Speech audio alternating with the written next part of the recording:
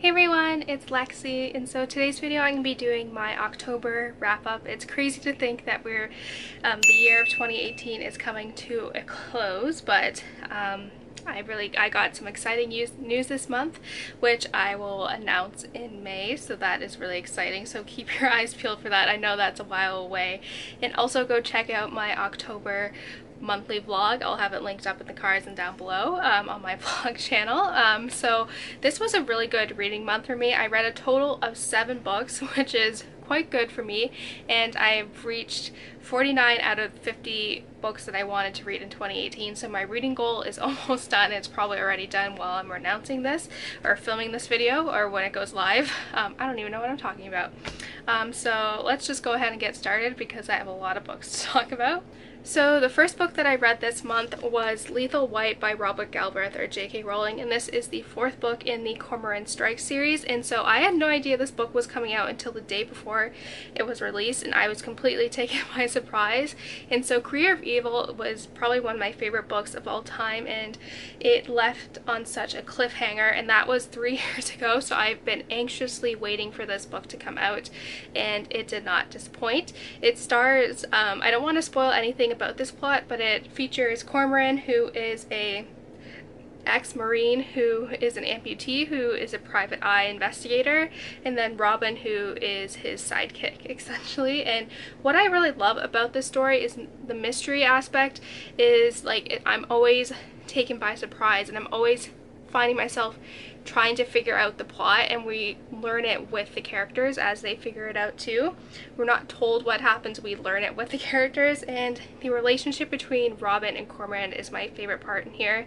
And they were at a little bit of a hiccup in this one, so I'm interested to see where their relationship takes off in the next one, which will probably be in couple years from now. But obviously I gave this one 5 out of 5 stars, and you can go check out my spoiler-free review of it if you want to learn more about what I thought about this one. But this series is amazing. I highly recommend that you go and check it out.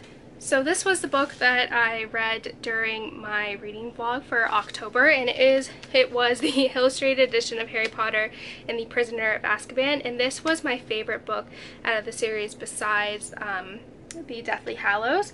And so this one came out last year, but I didn't end up getting a chance to pick it up, and so I was waiting until October, which I thought would be a good month for me to read it.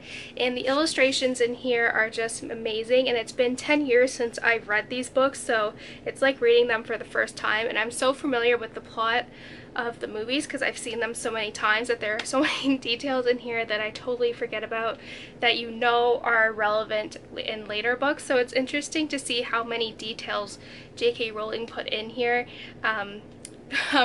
for little tidbits of what was going to happen. But of course I gave this a 5 out of 5 stars.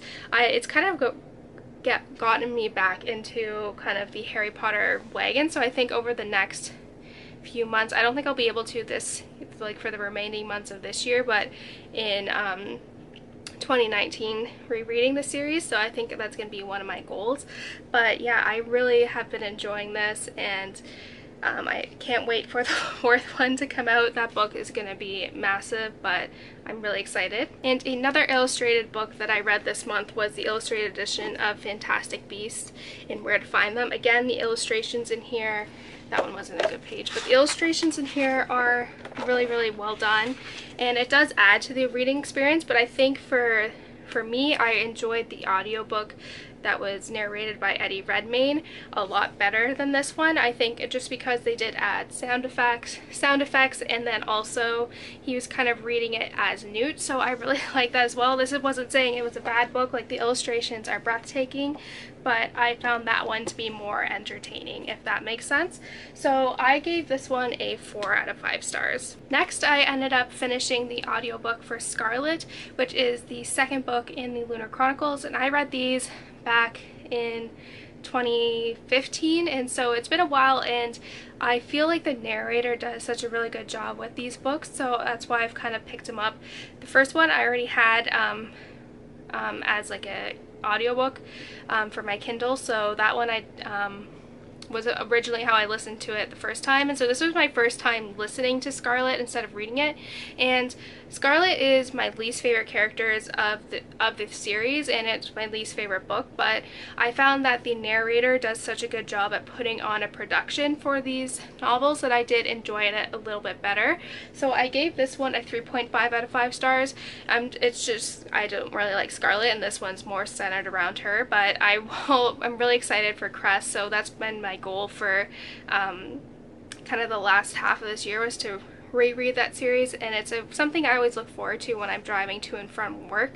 And yeah, it's just a lot of fun, and I love this audio format because it makes my drive, and I look forward to it when I'm leaving work, so it makes my drives a little bit easier in the morning and in the evening. So this book was probably the one that I was most excited for coming out, and when I found out that this author was announcing a new book, I was super excited, and it was The Clockmakers Daughter by Kate Morton.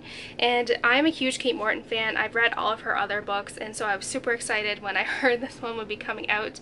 And so it basically follows Elodie, who is a woman during present day who's an archivist, and she stumbles upon this kind of box that's been forgotten in the closet of where she works, and inside of that box is a satchel from the mid 1800s, and a sketch with which inside has a sketchbook and a photograph of a woman, so that she's kind of very interested in this case. So she's trying to investigate who this satchel belonged to, and she finds out that it belonged to an artist named Edward Radcliffe, who died tragically from a drowning incident. So while this is going on, we get kind of told the events of what eventually transpired at this house by a woman named Birdie, who's a ghost. And I think that's all you need to know going into this. Kate Morton is such an atmospheric author that her books, like, I can picture everything. I can picture this place, this house, and what's really unique about this one is it's told from different perspectives. And when you're reading this, like, I remember thinking, it was like, I don't know who this, like, how this is relevant to the story, but all these different stories that are told through different periods of time are somehow all interconnected, and that's what I think was really unique about this. And the supernatural aspect in here as well is what I really liked. So you could tell, like, I was super excited for this. I gave it a 4.5 out of 5 stars. This is definitely within my top 3 of Kate Morton's work, but in my opinion, wasn't as good as, like, The Secret Keeper or The Forgotten Garden, but it was still really good, so I highly recommend that you check this book out. It was just beautiful. Next, I finally picked up this book that's been on my TBR, I want to say, since the beginning of 2018, and it was The Immortal Life of Henrietta Lacks by Rebecca Skloot. And this is a non-fictional story about a woman named Henrietta whose cells from her cervical cancer were harvested from her without her permission, and they ended up becoming used to create vaccines for, like, polio. They've been behind a lot of the medical breakthroughs that we know today, like the flu, like, vaccine and, like, all this stuff, and it ended up becoming like a multi-millionaire like business from her cells. And so it talks about the medical ethics behind this, and also how her family ended up finding out about this. And so I really, like, I gave this a, like, 3.75 out of 5 stars. I really found it very interesting how much was learned from Henrietta's cells and what was so unique about them, and how they led to all these medical issues, medical ethics, and kind of how they solved a lot of the medical problems. So it's really interesting to see that, but I didn't really like how the author basically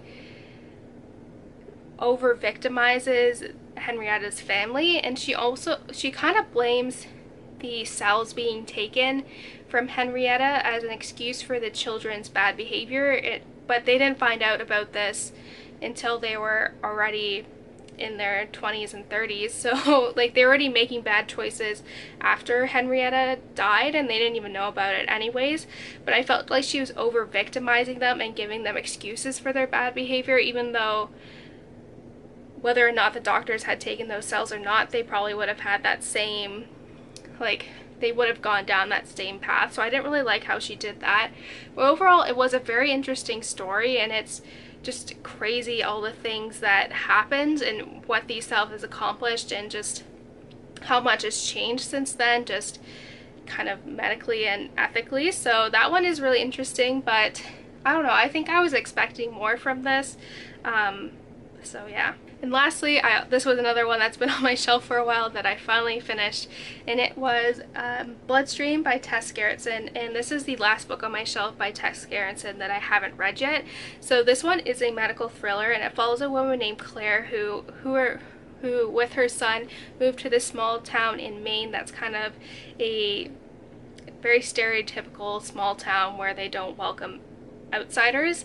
And so she is a doctor, and around November, late October, November, these teenagers start acting out violently and uncharacteristically.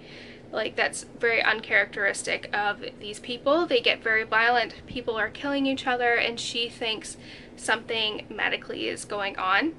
And so I've really loved her medical thrillers. Like, Harvest is such an amazing book, and like all her other books I've really loved. This one is, I think, my least favorite, I want to say.